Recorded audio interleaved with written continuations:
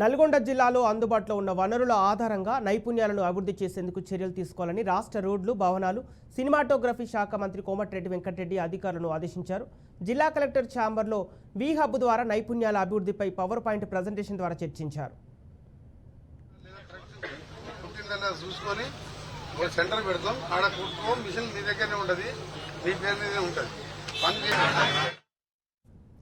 నల్గొండ జిల్లాలో నిమ్మ ఆధారిత ఉత్పత్తుల అభివృద్ధికి, అదేవిధంగా మట్టి కుండలు, బాటిళ్ల తయారీకి అవకాశాలున్నాయని మంత్రి కోమటిరెడ్డి అన్నారు. అలాగే ఇతర రంగాలలో నైపుణ్యాల అభివృద్ధికి శిక్షణ కార్యక్రమాలను నిర్వహించాలని అధికారులను ఆదేశించారు. వన్ డిస్ట్రిక్ట్ వన్ ప్రోగ్రాం కింద కార్యక్రమాలను చేపట్టి నైపుణ్యాలను పెంపొందించేందుకు ఆస్కారం ఉందని అధికారులకు మంత్రికి వివరించారు. 10 రోజుల్లో ఐటీ టవర్లో శిక్షణ కార్యక్రమాలను ప్రారంభించాలని, అవసరమైతే రుణ సహాయం అందించేందుకు సిద్ధంగా ఉన్నామని మంత్రి కోమటిరెడ్డి స్పష్టం చేశారు.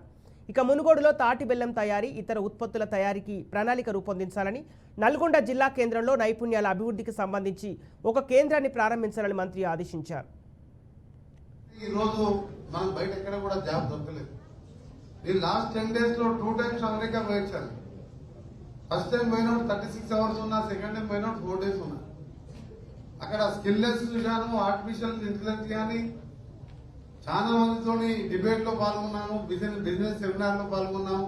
నేను, ఐటీ మినిస్టర్ శ్రీధర్ బాబు గారు, ఇంకా అక్కడ ఉన్న చాలా మంది ఫ్రెండ్స్. అంటే 1986 పాస్ అవుట్, ఆల్మోస్ట్ 40 years కింద నా క్లాస్మేట్స్ ఇంజనీరింగ్ క్లాస్మేట్స్ అందరు పోయి అక్కడ సెటిల్ అయ్యి వాళ్ళందరూ కూడా ఏఐకి మూవ్ అవుతూ ఐటీని పక్కబెట్టి ఈరోజు ఇంకా స్కిల్నెస్ లో అడ్వాన్స్ గా పోయే విధంగా వాళ్ళన్ని చేంజెస్ చూస్తున్నాం అక్కడ.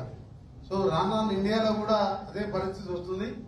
ముఖ్యంగా స్పేస్ అకాడమీ శశి గారికి కూడా స్పెషల్ గా థ్యాంక్ చెప్పాలి. మన అనిపిస్తుంది హైదరాబాద్ ఇంత ప్రైజ్ ఉంటుంది, ఇంత కొద్దిగా అడ్వాన్స్ ఉంటారు, కానీ ఇక్కడ నల్గొండలో కూడా ఇంత మంచిగా మీ టాలెంట్ అనేది ఒకటేసారి రాదు. నేను ఫస్ట్ టైం ఎమ్మెల్యే అయినప్పుడు నాకు స్పీచ్ అయ్యే రాదు.